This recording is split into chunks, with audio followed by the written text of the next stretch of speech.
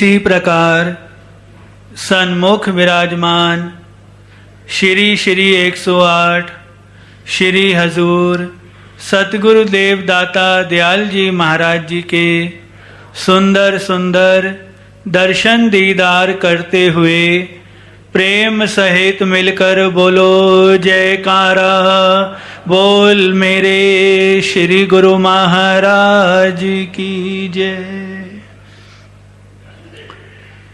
श्री दरबार में हमें लगाने प्रभु धरा पर आए हैं।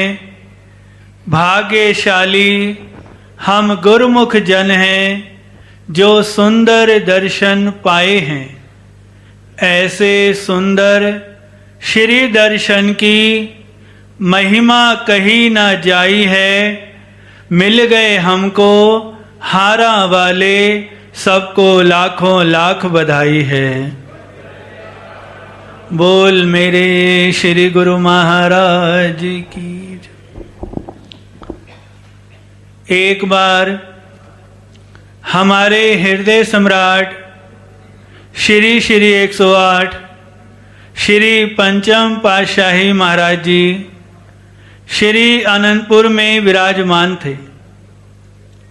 पावन श्री चरण कमलों में कुछ बाहर से अधिकारी श्री दर्शनों के लिए श्री अनंतपुर आए। श्री गुरु महाराज जी के चरणों में मत्था टेका, उनके दर्शन किए, आशीर्वाद प्राप्त किया और बहुत ही खुश हुए। बेनती करने लगे, महाराज जी हम आज पहली बार श्री अनंतपुर दरबार में आए हैं, पहली बार आपके दर्शन किए हैं। हमें यहाँ आकर बहुत अच्छा लग रहा है और हमने इस दरबार का बहुत नाम सुना है कि आपके हर नगर में, हर शहर में आश्रम हैं। यहाँ तक कि बाहर विदेशों में भी बहुत से आश्रम हैं। तो उनकी ये बात को सुनकर अपने हृदय सम्राट श्री तृतीय पातशाही जी महाराज जी के सुंदर वचनों को याद करके श्री पंचम पातशाही महाराज जी ने उन अधिकारियों से फरमाया कि प्रेमी, इस श्री अनंतपुर दरबार की जो नींव है, इसकी जो बुनियाद है, वो नीचे पाताल लोक तक है और इसकी महिमा केवल देश विदेश में नहीं बल्कि तीनों लोकों में फैली हुई है। क्योंकि ये दरबार सब सेवकों के कल्याण के लिए बना है और इस दरबार में पार ब्रह्म परमेश्वर श्री श्री 108 श्री परमहंस दयाल जी महाराज जी स्वयं साक्षात विराजमान होकर प्रेमियों का कल्याण कर रहे हैं। बोल मेरे श्री गुरु महाराज।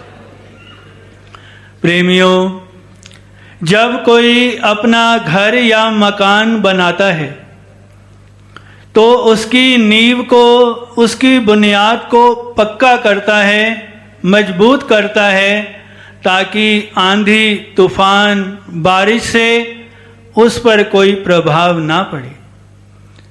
ठीक ये श्री अनंतपुर दरबार की जो नींव है, इसकी जो बुनियाद है, इसमें केवल ईंटें या सीमेंट ही नहीं बल्कि इसमें श्री परमहंसों की तपस्या है, उनका त्याग है, उनकी कुर्बानियां हैं कि आज श्री अनंतपुर दरबार की महिमा चारों ओर है कि यहाँ आकर प्रेमी जन भक्ति की ऊंची शिक्षा प्राप्त करते हैं। जैसे कोई स्कूल हो, कॉलेज हो, कोई यूनिवर्सिटी हो, उसमें जो टीचर होते हैं, पढ़ाने वाले होते हैं, वह यूं ही नहीं बन जाते। पहले खुद उस पढ़ाई को करते हैं, फिर आगे बच्चों को पढ़ाते हैं। हमारे सभी श्री परमहंस, श्री द्वितीय पातशाही जी महाराज जी, श्री तृतीय पातशाही जी महाराज जी, श्री चतुर्थ पातशाही जी महाराज जी, श्री पंचम पातशाही जी महाराज जी और हमारे श्री हजूर सद्गुरुदेव महाराज जी, सबने अपने परम इष्ट देव श्री श्री 108 श्री परमहंस दयाल जी महाराज जी की आज्ञा और मौज के अनुसार अपने जीवन को चलाया। सतगुरु की आज्ञा पर चलने की जो उच्च शिक्षा है वह केवल श्री अनंतपुर दरबार में ही हम गुरुमुखों को देखने को मिलती है, सीखने को मिलती है कि इस संसार में अपने सतगुरु की आज्ञा से बढ़कर और कुछ भी नहीं, यहाँ तक कि अपना शरीर भी नहीं। जो भी प्रेमी, जो भी सेवक अपने शरीर से भी उठकर गुरु घर की सेवा करता है, अपने सतगुरु की आज्ञा और हुक्म पर चलता है, ऐसे सेवक पर सतगुरु की प्रसन्नता उतरती है। एक बार श्री तृतीय पातशाही जी महाराज जी ने श्री चतुर्थ पातशाही जी महाराज जी को, जो कि अभी साधु वेश में थे, किसी सेवा के कार्य से गुना भेजा। जब वे गुना पहुँचे, उस सेवा कार्य को कर रहे थे, तब तक उनके पास श्री आज्ञा आई कि जो सेवा कार्य के लिए आप गए हो उसे पूरा करके आज ही आज वापस श्री अनंतपुर पहुंच जाना। प्रेमियों, उस समय आज की तरह कोई इतने साधन नहीं थे, इतनी फैसिलिटियां नहीं थी।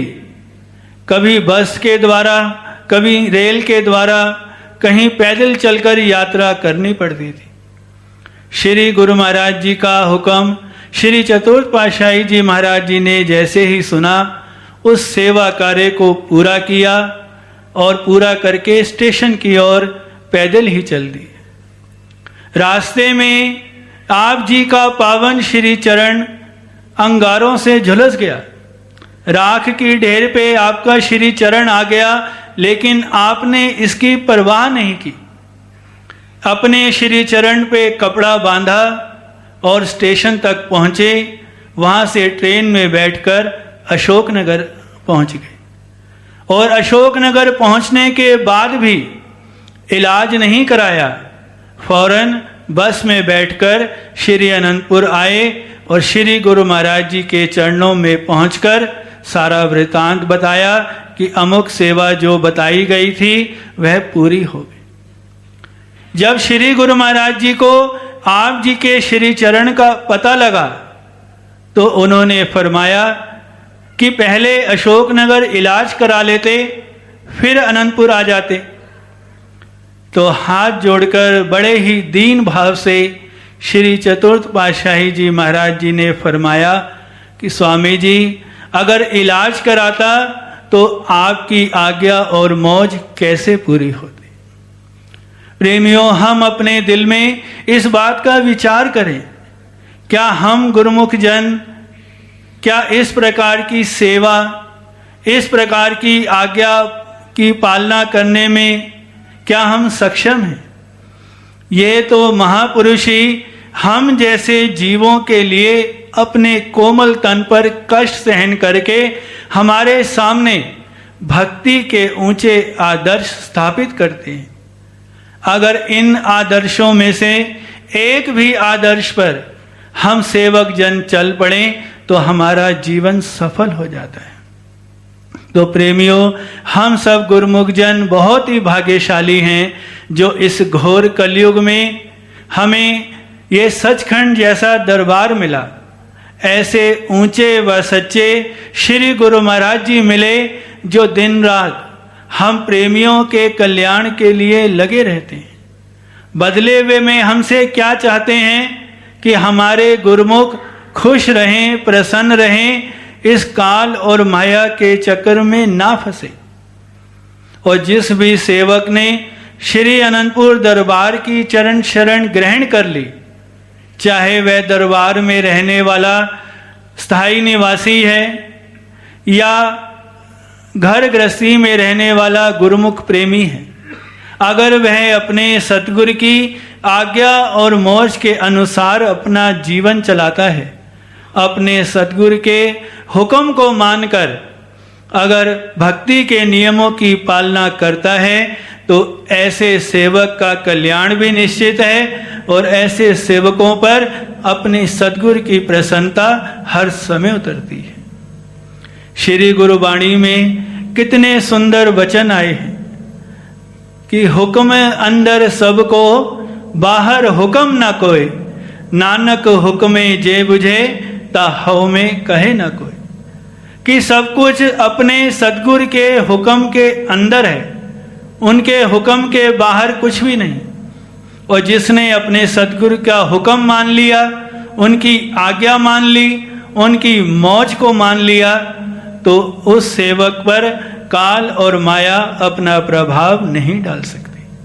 तो प्रेमियों, हम सब गुरुमुख जन अपने भागों की जितनी सराहना करें उतनी कम है कि जहाँ इस घोर कलयुग में हर तरफ काल और माया का पसारा है, काम, क्रोध, लोभ, मोह, अहंकार, ईर्ष्या और द्वेष की अग्नि में सारा संसार जल रहा है।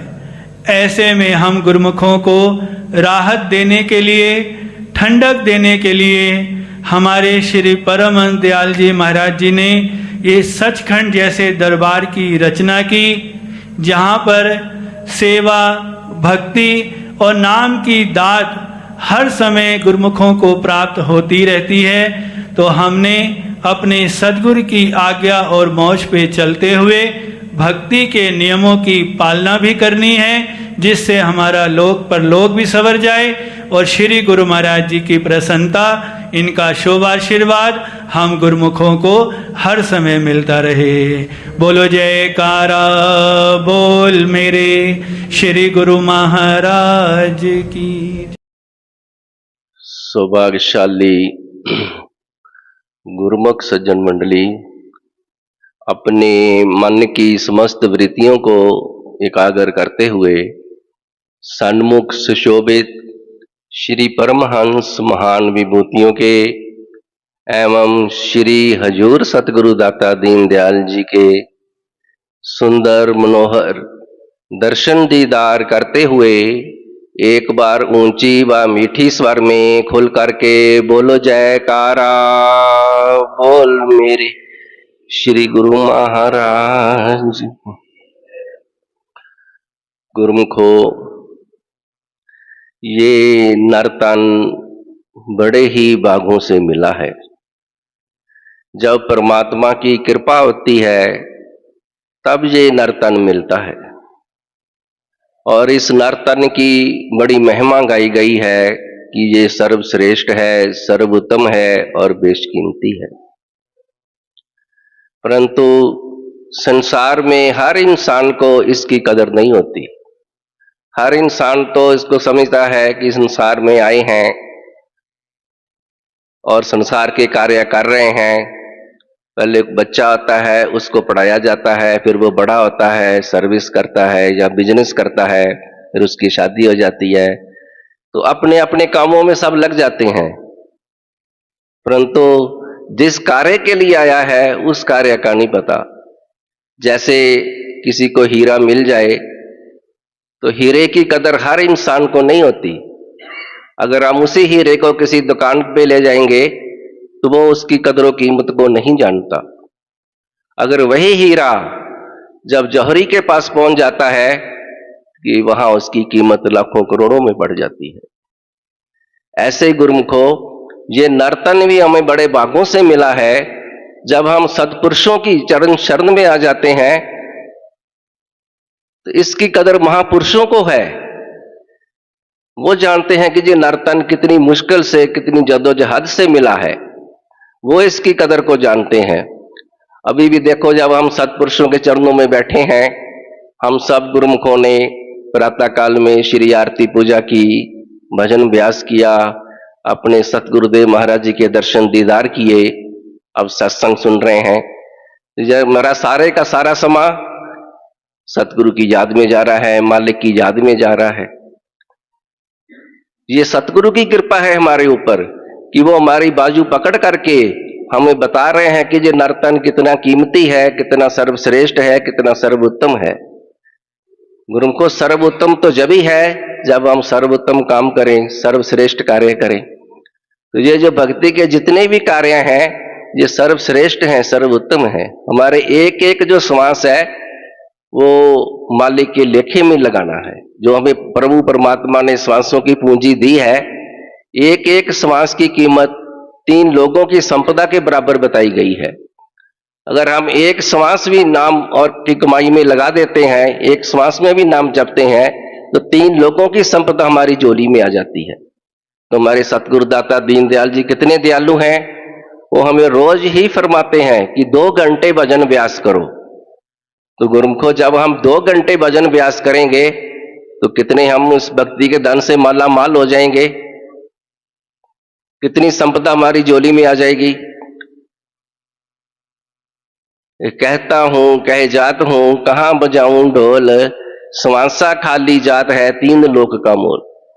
परम संत श्री कबीर जी महाराज भी अपने वचनों में फरमा रहे हैं कि मैं बार बार ये कह रहा हूं, बार बार समझा रहा हूं कि ये एक एक श्वास की जो कीमत है 3 लोगों के बराबर है। ये जो श्वास हमारा खाली जा रहा है, ये 3 लोगों की संपदा से हम वंचित रह रहे हैं। इसलिए गुरुमुखों, हमने हर श्वास को लेके लगाना है, मालिक की याद में लगाना है। सभी महापुरुषों की वाणियां, महापुरुषों के वचन हमें चिता रहे हैं, उठो जागो और उठ करके अपने कार्य में लग जाओ। लाल दास उठ भजन कर, आलस ऊंग निवार, राछ बेगाना कारज अपना दिन सो लियो सवार। संत लाल दास जी हमें चिता रहे हैं, क्या इंसान उठो जागो, निंद्रा को त्याग दो, ऊंग को त्याग दो और उठ करके क्या करो, मालिक की भक्ति करो, भजन करो, सुमरन करो, ध्यान करो। यही चीज हमारे साथ जानी है और संसार की जितनी भी वस्तुएं हैं वो सब यहीं की यहीं रह जाएंगी। ये जो शरीर हमें मिला है ये कुछ समय के लिए मिला है। राछ बेगाना, राछ कहते हैं शरीर को। इससे समय रहते ही अपना काम बना लो। जिस कार्य के लिए मालिक ने हमें भेजा है वो कार्य हम कर लें। और हम भी सब सेवक जन यहाँ श्री अनंतपुर दरबार में इसी लक्ष्य को लेकर के आए हैं कि अपना जो जन्म है इसको सफल करें। तो जन्म सफल कैसे होना है, जैसे महापुरुषों ने हमारे लिए जो भक्ति के नियम बनाए हैं, श्री आरती, पूजा, सेवा, सत्संग, सुमरन और ध्यान, श्रद्धा से अगर सेवन करें तो निश्चय हो कल्याण। अगर हम श्रद्धा भावना से इन 5 नियमों की पालना करते जाएंगे तो गुरुमुखों निश्चय ही हमारा कल्याण हो जाएगा। महापुरुषों ने आशीर्वाद भी दिया है और हमारे हजूर सतगुरुदाता दीनदयाल जी हमें बार बार चिताते हैं, क्योंकि हम भूल जाते हैं। जीव बुलनहार है और सतगुरु बख्शनहार है। वो हमें बार बार याद कराते हैं कि गुरुमुखो 2 घंटे भजन अवश्य करो। तो हम सब सेवकों का यही फर्ज बनता है कि हम दरबार के 5 नियमों की पालना करते हुए 2 घंटे भजन अभ्यास करते हुए अपना ये जो जन्म है इसको सफल करें और श्री सतगुरुदेव महाराज जी की प्रसन्नता के पात्र बने। बोलो जयकारा बोल मेरे श्री गुरु महाराज की जय। आज के दिव्य सत्संग की, दिव्य दर्शनों की आप सभी गुरुमुखों को बहुत बहुत बधाई हो। सौभाग्यशाली गुरुमुखों, सत्संग अगर पसंद आया है तो कमेंट्स बॉक्स में ज़रूर बताएं। चैनल को सब्सक्राइब करें, बेल आइकन प्रेस करना ना भूलें ताकि आने वाले सत्संग की नोटिफिकेशन आप सभी गुरुमुखों को घर बैठे पहले ही प्राप्त हो जाए। सत्संग को लाइक करें, हाइप पॉइंट्स सभी गुरुमुख जन मिलकर जरूर दिया करें। प्रेम सहित मिलकर बोलो जयकारा बोल मेरे श्री गुरु महाराज की जय। श्री सद्गुरुदेव भगवान की जय।